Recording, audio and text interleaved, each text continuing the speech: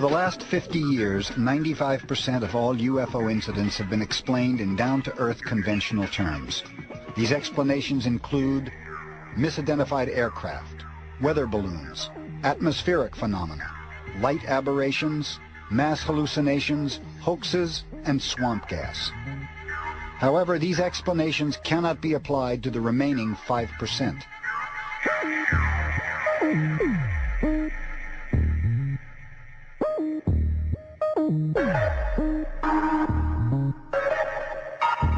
The cumulative evidence in these cases leads towards a possible conclusion that some UFOs are not of Earth origin.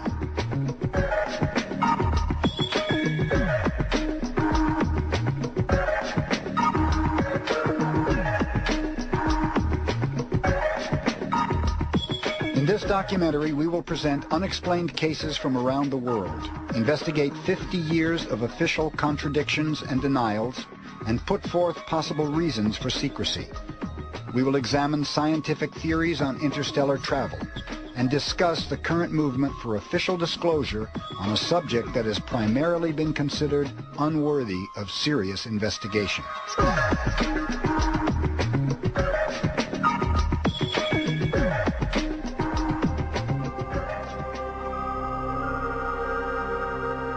The case of the Phoenix Lights began on an evening in March of 1997.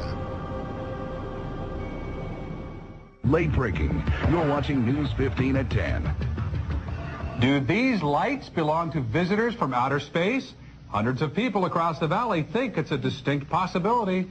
Good evening. I'm Mark Bailey. And I'm Robin Sewell. Thanks for joining us. We start tonight with those strange dots of light that were the talk of the town.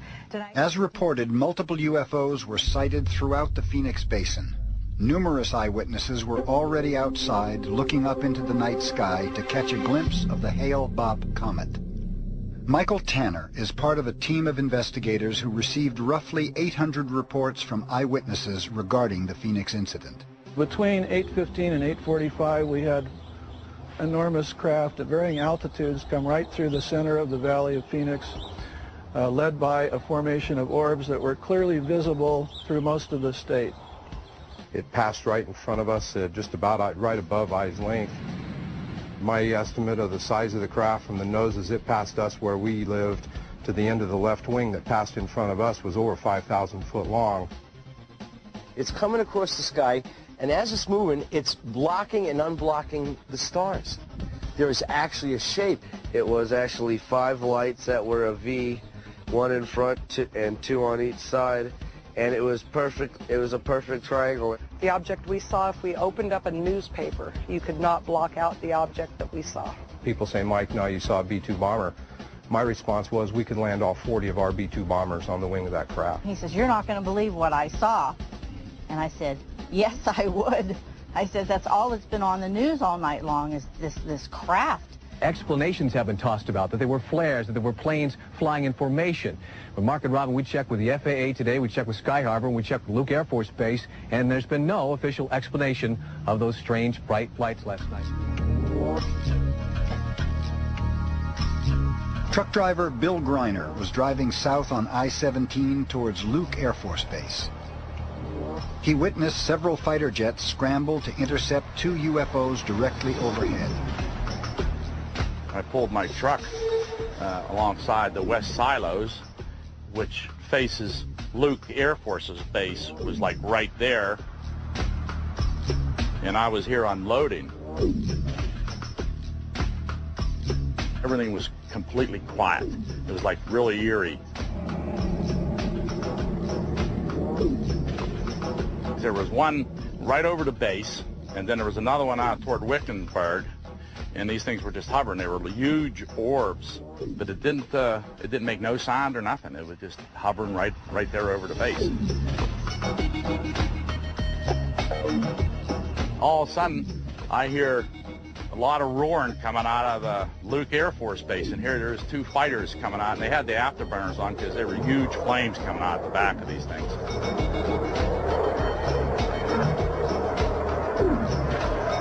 Ripped right around the back of me and shot right for those things. Then it disappeared on them, and it was just gone.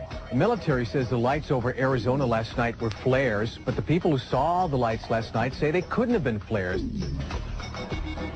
In central Phoenix, in what is known as the Sunny Slope area, the Lay family were coming home in the early evening to watch for the Hale-Bopp comet when they witnessed a very large craft fly directly over their house. You know, because when the craft went over, I really focused on the light. The tip was right out in the street, and the arm is going by, and the end of the arm was at least to that mountain over there. It was 600-700 feet away, with these huge lights set inside of it. And I look inside, and it's like, it's wavy. When you look down the street on a hot day in Phoenix, above the street's like, it's really wavy, and you see everything kind of distorted, and that's what it looked like up inside the middle of the craft. And it just skimmed by, didn't even make a sound, not even a sound. Further eyewitness testimony came from Stacy Rhodes and her daughter Emily, who both saw a giant craft fly over their car. It was gunmetal black. It wasn't shiny. It wasn't invisible. It was more of a dull bluish black color. And we both just stayed there and looked at it for a couple minutes, and it was completely silent. Mike Fortson spotted the same craft from his backyard in Chandler, a suburb of Phoenix. When you're looking to the north towards Phoenix proper, the lights of the city of Phoenix and Tempe and Scottsdale and all these here will form a gray background. And this was a black object coming through a gray background. We had no problem whatsoever seeing this vehicle. We knew it wasn't really ours because it was just too doggone big.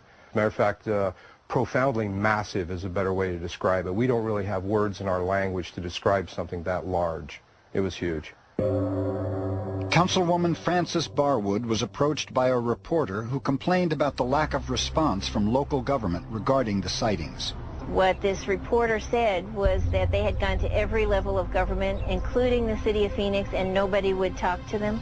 That this object went from north of Prescott, from Calden, all the way down to Tucson, and then was also seen in Wickenburg. And nobody would give them any answer. They either told them that they were not going to talk about it at all, or that there was nothing, that nothing happened. Responding to mounting pressure from his constituents, Governor Fife Symington held a press conference. Oh, I'm going to order a full, investigation of this through DPS. We're going to make all the necessary inquiries, and we're going to get to the bottom of it. We're going to find out if it was a UFO. Later that day, Governor Symington held an unscheduled live press conference to announce that they had discovered the source behind the Phoenix lights. Now I'll ask Officer Stein and his colleagues to escort the accused into the room so that we may all look upon the guilty party. Now, this just goes to show that you guys are entirely too serious. Well, I think everybody pretty much laughed at it. I thought it was really disgusting. He was just dismissing everything that these people had seen and said, just like we're all Looney Tunes. I just thought that was a really improper attitude for somebody in his position. Nobody in state, local, federal, military, nobody wanted to talk about it. They didn't want to interview witnesses. They said it didn't happen. They said it didn't concern them. There was one councilwoman, Frances Barwood. She's the one that spoke up and said, why don't we investigate? And then when it came time for her election, she lost. And the press, the media, everybody else was really trashing her bad. Why is everybody so afraid?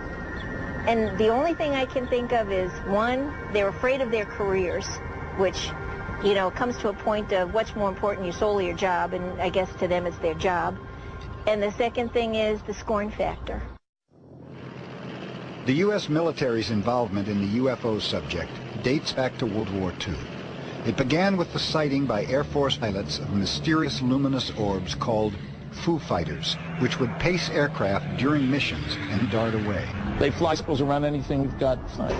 That strange behavior includes the ability to both hover and move at extremely high velocity, to make right-angled turns at high speed, to go straight up, straight down, all of this typically without any noise, without any visible external engine, without any wings, without any tail. We simply could not do that back 50 years ago.